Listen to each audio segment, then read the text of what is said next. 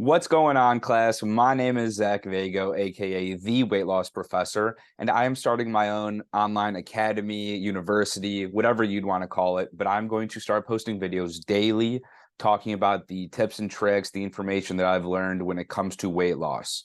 It doesn't matter if it's dieting, training, physical and mental health, side effects, mindset stuff, things that I've learned, whatever it may be, all the knowledge that I have from weight loss that I've learned on my own journey, or even through some of my clients' journeys of them going from obese to beast as well. I'm going to share literally everything under the sun. And please feel free, if you have any questions, drop a comment, shoot me a message, and I would love to answer whatever is on your mind.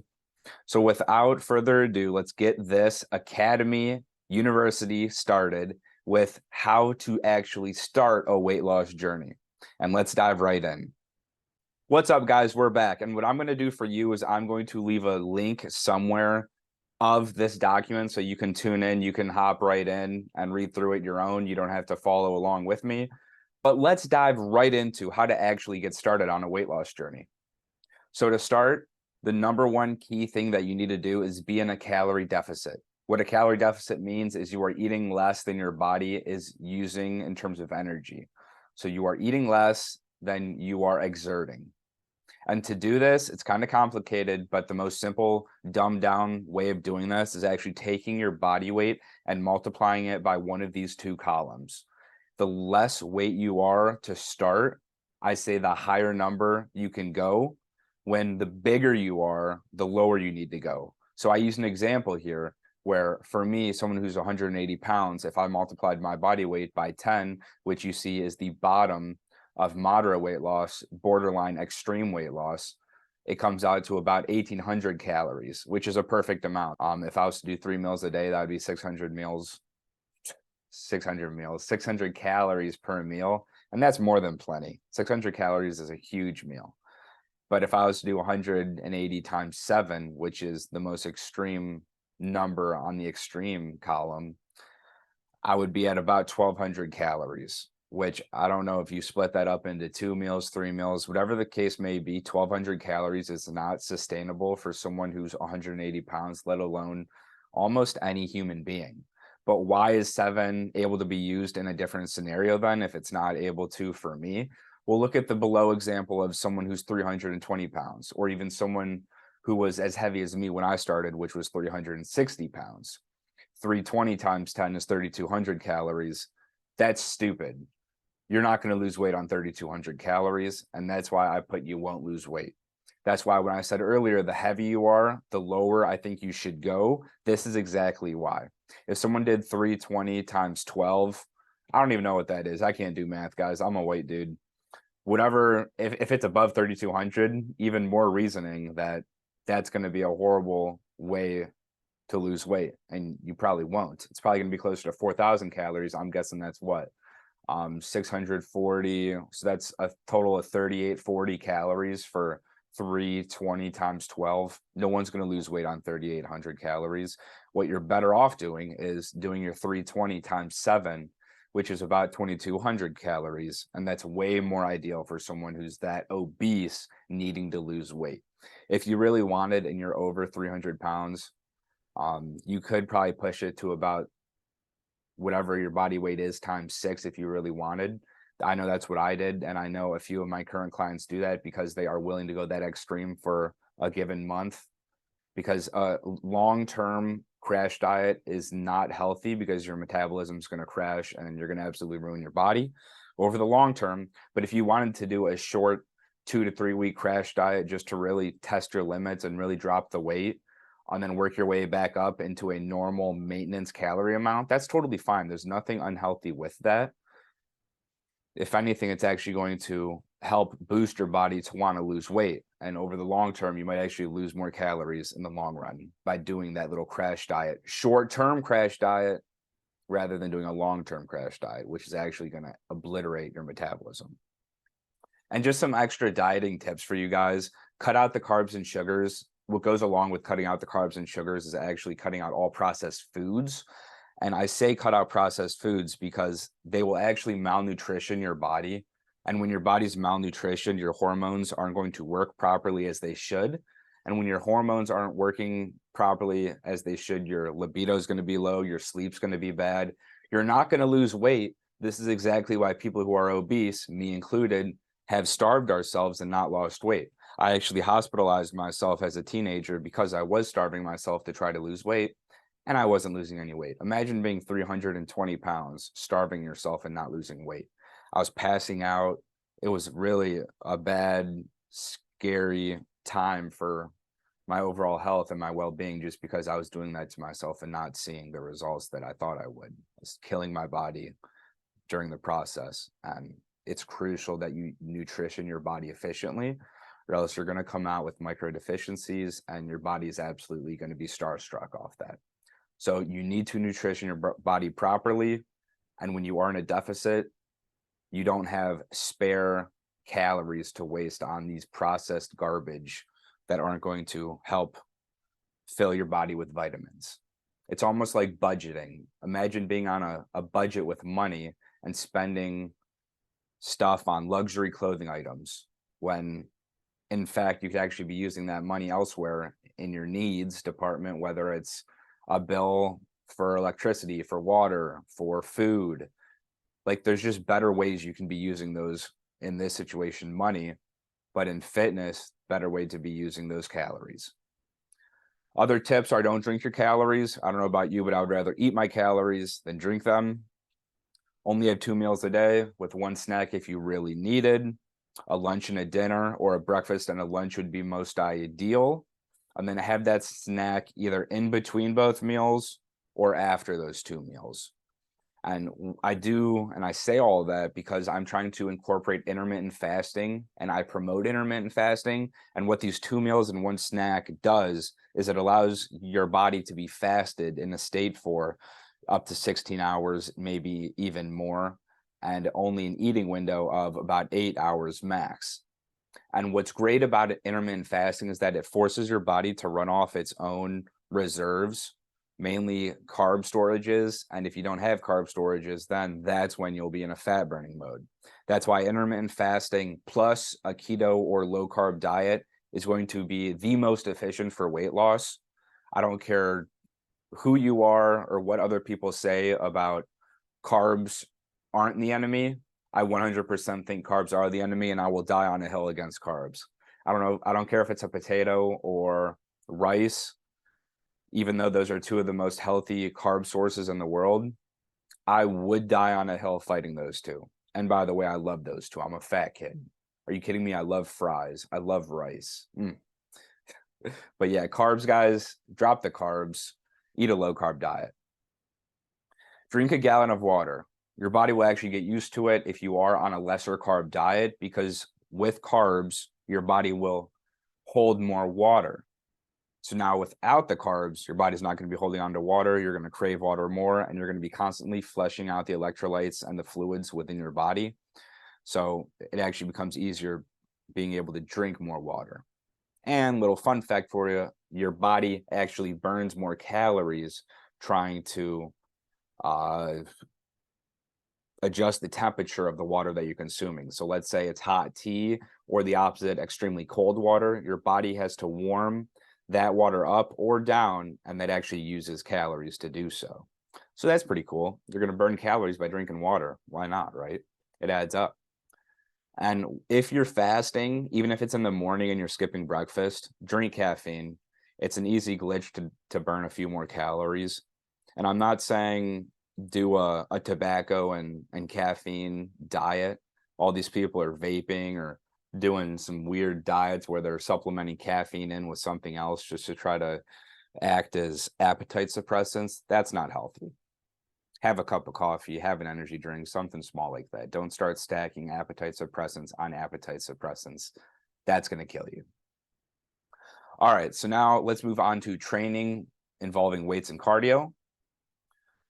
So number one, steps, and I know it's so cliche and I hate saying this. I cringe every time I say it. Steps matter tremendously, because here's why. Most people, if you're like me, who work a desk job or even work from home, worst case scenario, you do both, because you're not getting any steps, literally none whatsoever. And what happens is if you're that type of person and then you do 30 minutes of cardio, that 1 to 2 miles that you walk in your cardio session is only making up for your lack of steps already in a given day, getting you to a normal average adult's steps per day.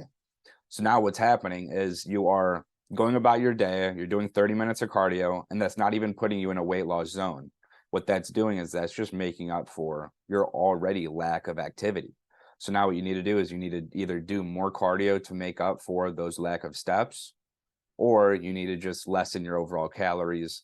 And the most sustainable way to do that is balance both out, increase a little bit more cardio to burn a few more calories, but you also want to lessen your calories a little bit more too, just because it's not efficient in the long term to be able to try to burn off all the calories to lose weight. You need to make sure that you're dieting as heavily as you are supplementing cardio in for weight loss. So guys, get your steps in, track your steps if possible, and do cardio as much as possible. Daily would be preferred. If you need to take off the weekend, fine, it is what it is, but it's better than nothing, and it's better than what you were doing before. That's all that matters. We need to be better than we were yesterday. When it comes to doing cardio, I don't care what machine you're on, but the incline is always going to be more beneficial than the speed. Focus on upping the incline over time, whether it's week to week, day to day, however fast you're progressing. So with that being said, you want to make sure your incline is being upped to know that you are leveling up and improving, which is showing that you are getting results. Now, when it comes to weight training, we need to make sure we are training like a bodybuilder and not a power lifter. A bodybuilding style of training is oriented around high reps and low weights, using slow and controlled movements and really focusing on the contractions, not just going 1, 2, 3, 4. It's 1, 2, 3. Okay. And those results will actually give you a more toned show muscle look. We don't care about go muscle, guys. When you're overweight or obese, nobody cares about how strong you are. You already have more muscle than the average person, so you should be stronger. But the point is, we need your heart to be in a healthy spot, and we need to fight all the inflammation going on with your body and any diseases, sleep apnea. Overall, we just need to focus on your health. And bodybuilding will help you lose weight compared to powerlifting. So yes, you might have show muscle and, oh, I want to be able to lift. I want to be able to look cool in the gym. Get healthy first, and then you can start lifting like a power lifter.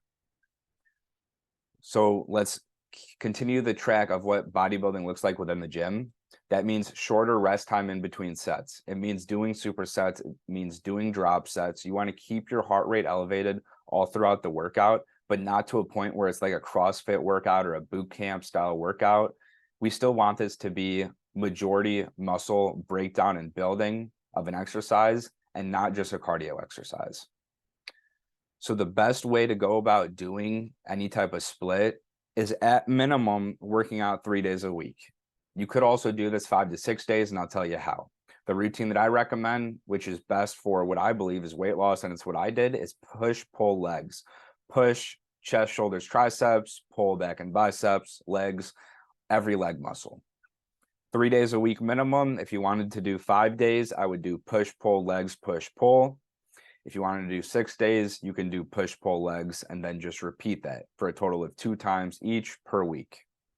Doesn't matter where your rest period is, whatever works for you, that's fine. Just make sure that it is either push, pull, legs, or whatever variant that you do, it needs to be consistently that. So you could do legs, pull, push. That's fine. You just need to make sure that it's always going to be legs, pull, push, and you're not going to rotate it from week 1 to week 2 to week 3, etc. You need to embarrass yourself in the public gym, guys. Be that person that's sitting there watching a YouTube tutorial video on how to do an exercise while you're looking at the machine, while you're sitting on the machine, looking confused and whatnot, because that was me. Now look at me. I don't really take lifting advice from anyone. I don't need to. I don't need tutorials for anything. I could show people how to use a machine. I can show someone how to hit their chest on a bicep machine. I can show someone how to hit their tricep on a leg press machine. Like, everything's so crazy, and your knowledge will become out of this world if you just stay the course, do the fundamentals right now, look stupid right now, and then you'll be the expert in a year or two when you start to learn all this on your own, just from experience within the gym. Let's dive into the last portion, which is what I call the mindset portion. 95% of people do not care about their own physical and mental health. So please don't expect them to relate to you. Your friends, your family, your coworkers, I don't know, whoever it may be, the guy dropping off the mail, the milkman, I don't know. I don't know. The guy working at the pet store, they're not grinding like you are. So don't try to relate or don't think that they can relate to you when you're sitting there fighting cravings, picking the salad over the cupcake, picking the chicken over the fatty beef, whatever it may be. Your loved ones will not understand and be able to support you on this journey compared to someone who's harsh on you or even said like a coach. And I'm not trying to sell myself. I'm just saying, I'm not here to be your best friend. I'm not going to say, oh, Jeffrey, Hannah, you had such a bad day. You deserve the bag of Skittles. You deserve the Reese's. You deserve to go splurge on ice cream. I'm not going to do that because you want to know what? I know you're going to lose sleep tonight. You're going to hate yourself tomorrow, and you're just furthering your progress.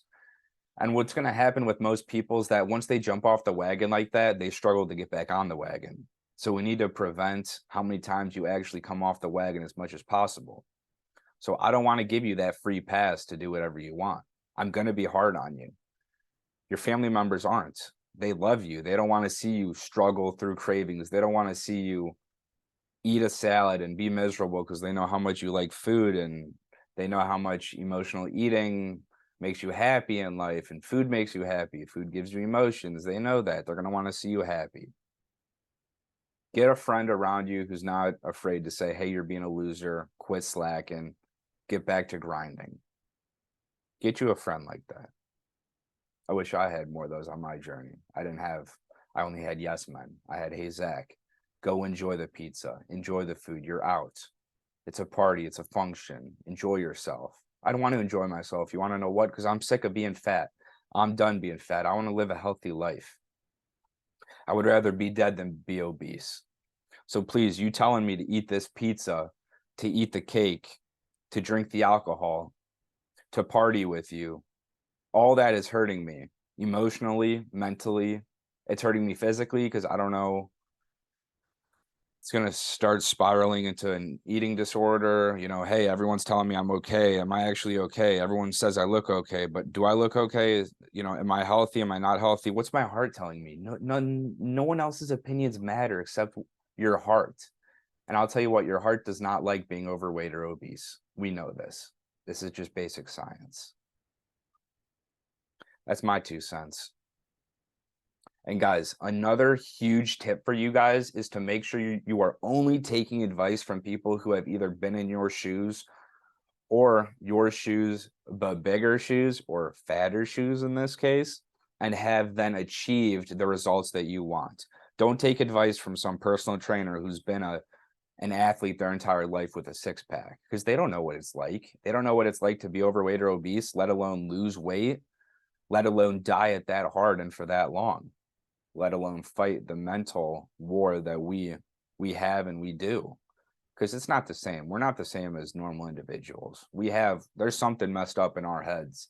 I think it's a blessing and a curse that we find emotions to food, or we're overweight for whatever reason. We all have different reasons for being overweight.